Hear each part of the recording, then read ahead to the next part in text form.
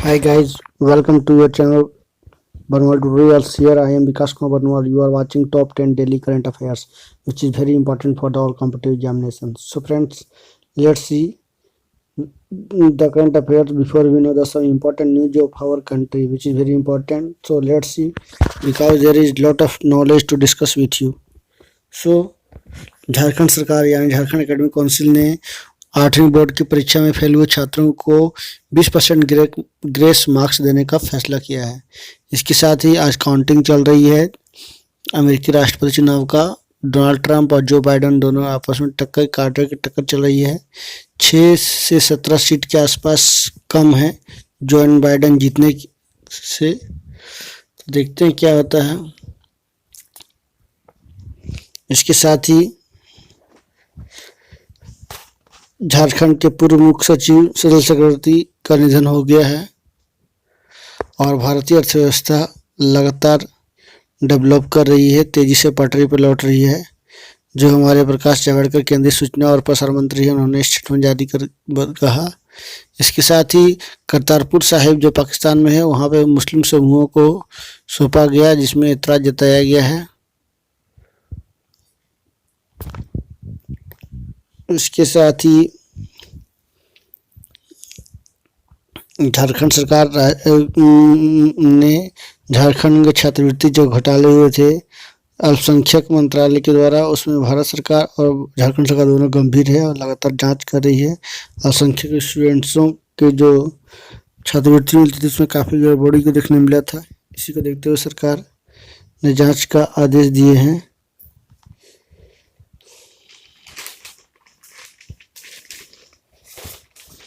और अभी लगातार ग्रुप डी की रिजल्ट आने वाली है और मैं इम्पोर्टेंट बता दूं कि यूजीसी नेट की आंसर की जारी कर दी गई है। कॉमर्स 17 अक्टूबर में जो कॉमर्स हुआ था उस दिन डेट तक, उस दिन में जो भी पेपर हुए हैं सभी का आंसर की जारी किया गया। तो आप इसको www.ugc.nic.in पे जाकर के आंसर की डाउनलोड कर सकते हो। तो ये था देश दुनिया जुड़ी हुई तमाम तरह की जानकारियाँ।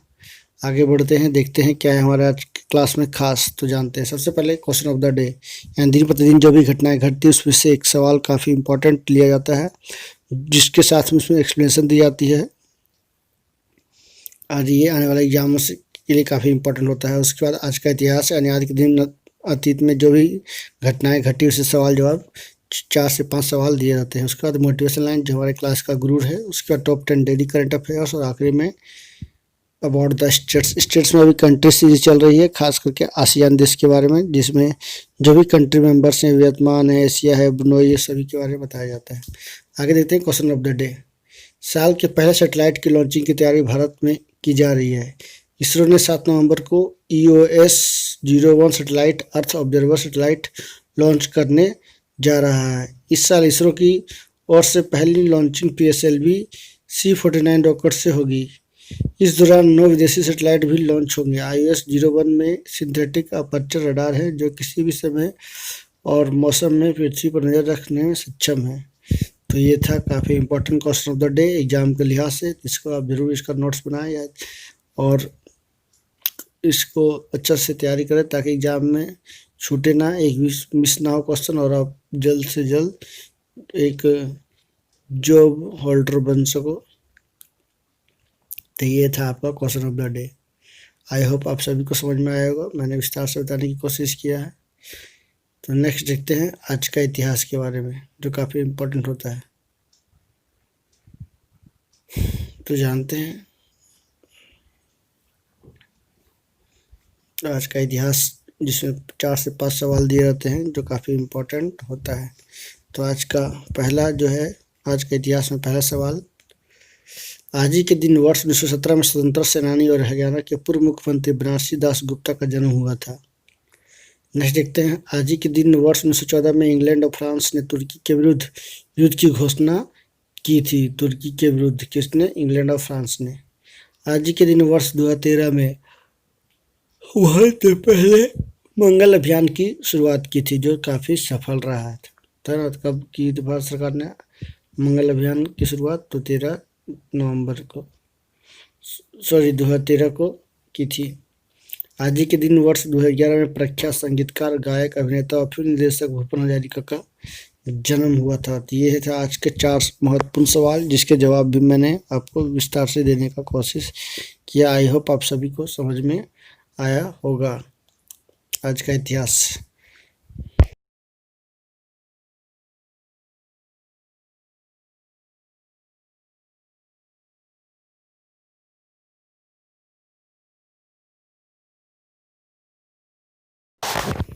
तो ये था आज का इतिहास से जुड़ा हुआ 4 सवाल, जो काफ़ी इम्पोर्टेंट था। आई होप आप सभी को समझ में आया होगा। नेक्स्ट देखते हैं आज का motivation line. I don't measure a man success, यानी मैं कभी आदमी की सफलता को मेजर नहीं करता हूँ।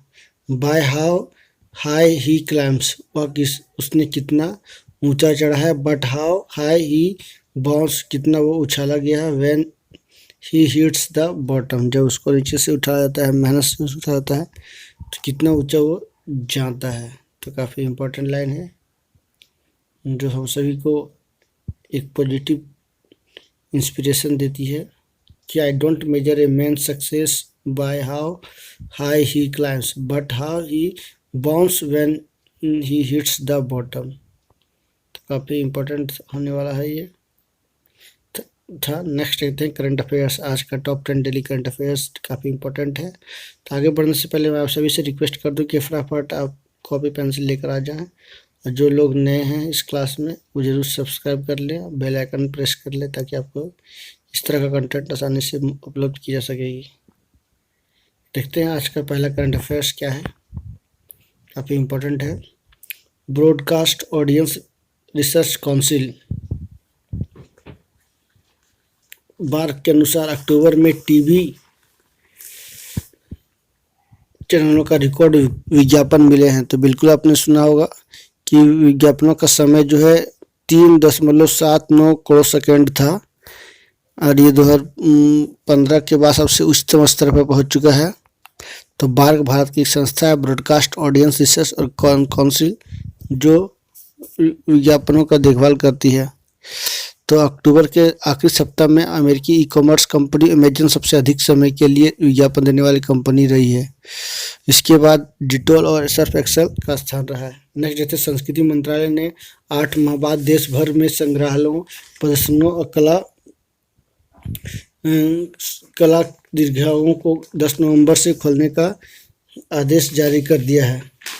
तो आपने सही सुना है, जो भी पेंडिंग में पड़े थे उस सभी को खोला जाएगा। नेक्स्ट देखते हैं महाराष्ट्र, राजस्थान, छत्तीसगढ़ और पश्चिम बंगाल के बाद झारखंड सरकार ने सीबीआई को बिना इजाजत राज्य प्रवेश पर रोक लगा दी है।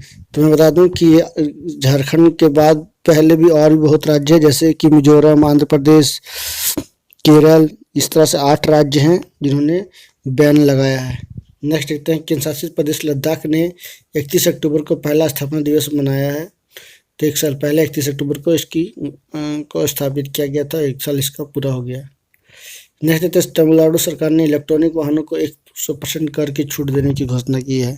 तो इससे पहले दिल्ली सरकार ने भी ई वाहनों पर छूट देने की घोषणा की, तो उसके बाद अब तमिलनाडु सरकार ने भी ऐसा एक अनोखा इनिशिएटिव लेकर आया है। नेक्स्ट देखते हैं चीन सरकार ने दुनिया के सबसे बड़े आईपीओ पर रोक लगा दी है। ये आईपीओ अलीबाबा कंपनी के द्वारा लाया गया था, जो वर्तमान में उसके जो अध्यक्ष जैक मा हैं, और उन्होंने शंघाई और हांगकांग एक्सचेंज में लाने की कोशिश किया था। और वो चीन के दुनिया के 70वें सबसे अमीर व्यक्ति हैं, और चीन के सबसे अमीर व्यक्ति हैं। उनके पास $64 बिलियन ऐसा संपत्ति है, और उन्होंने लगभग 34.4 बिलियन का आईपीओ लाने की घोषणा की थी, लेकिन चीनी सरकार ने इसको रोक लगा दी है। नेक्स्ट देखते हैं विश्वविद्यालय अनुदान आयोग ने विश्वविद्यालयों और महाविद्यालयों को खोलने के लिए दिशा निर्देश जारी कर दिया। तो एक बहुत ही अच्छी पहल है कि यूजीसी ने किया है, और उन्होंने कहा यह भी जारी किया है कि केंद्रीय विश्वविद्यालय अन्य संस्थाओं के लिए परिसर को खोलने का निर्णय उनकी कुलपतियों पर छोड़ दिया गया है। वहीं राज्य के विश्वविद्यालयों पर फैसला वही राज्य सरकारें को करना होगा, ताकि वो खुद बचाव कर सके कोरोना में, या कोरोना की स्थिति क्या है उसी के आधार पर वो खोल सके। नेक्स्ट देखते हैं केंद्र सरकार ने ऑस्ट्रेलिया के तर्ज पर देश में नए राष्ट्रीय सड़क सुरक्षा बोर्ड का गठन कर दिया है। तो आपने सही सुना है, जिससे काफ़ी बदलाव देखने को मिलेंगे भारत में। यह ऑस्ट्रेलिया की तर्ज पे गठन किया गया है।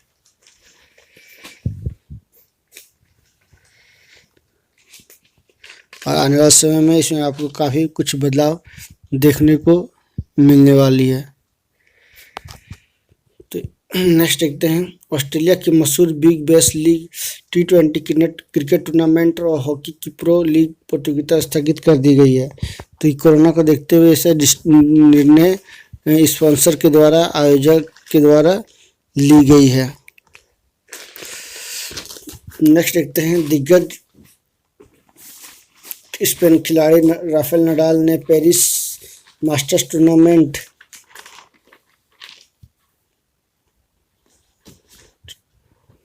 में अपनी 1000वीं VTP टूर, तो उन्होंने नडाल जो स्पेन के खिलाड़ी हैं उन्होंने एक और नया रिकॉर्ड बनाया है।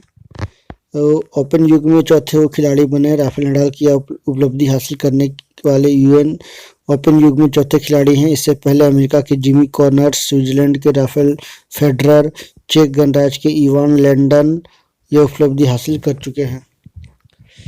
तो वो लगातार अपनी पसीना बहा करके इस तरह का उपलब्धि को हासिल उन्होंने किया। तो दुनिया के चौथे खिलाड़ी बन चुके हैं जिन्होंने ATP टूर में 1000वीं जीत दर्ज की। तो ये था टॉप 10 डेली करंट अफेयर्स। आगे देखते हैं कंट्री इंडोनेशिया के बारे में, जिसकी राजधानी जकार्ता है। राजभाषा इंडोनेशिया बोली जाती है। निवासी इंडोनेशिया सरकार जो है अध्यक्ष क्षेत्रीय गणराज्य का राष्ट्रपति जोको विडोडो हैं। उपराष्ट्रपति यूसुफ कला हैं। स्वतंत्रता जो है मान्यता 16 अगस्त 1945 को मिली थी। इंडोनेशिया गणराज्य द्वीपांतर गणराज्य दक्षिण पूर्व एशिया और ओनेशिया में स्थित एक विशाल देश है। वहाँ पे लगभग 15,000 से अधिक द्वीपों वाले इस देश की जनसंख्या लगभग 40 करोड़ है। दुनिया के चौथे सबसे अधिक आबादी और दुनिया की सबसे बड़ी मुस्लिम आबादी वाला देश है। देश की राजधानी जकार्ता। देश की जमीनी सीमा पपुआ न्यू गिनी, पूर्वी तिमोर और मलेशिया के साथ मिलती है, जबकि अन्य पड़ोसी देश सिंगापुर, फिलीपींस, ऑस्ट्रेलिया, भारत का अंडमान निकोबार द्वीप क्षेत्र में मिलते हैं। तो समय मंडल जो है UTC+9+1 है। मुद्रा जो है रुपया चलती है। दूरभाष कोड 62 है। इंटरनेट TLD.ID है। घरेलू सकल उत्पाद जो है लगभग 2008 के प्रकलन के अनुसार प्रति व्यक्ति आय $3,188 अरब डॉलर है। तो ये था इंडोनेशिया देश के बारे में। उसका राष्ट्रीय वायक और राष्ट्रीय गान भी आप देख सकते हैं। तो आज के क्लास में इतना ही। आगे नेक्स्ट क्लास खाते में फिर से हाजिर होंगे। तब तक के लिए नमस्कार, सबा खैर। और मोस्ट इम्पोर्टेंट, यदि आप इस क्लास में नए हो, चैनल पर नए हो, तो एक बार जरूर सब्सक्राइब कर ले और बेल आइकन दबाना ना भूलें। So thank you very much for watching. Thank you.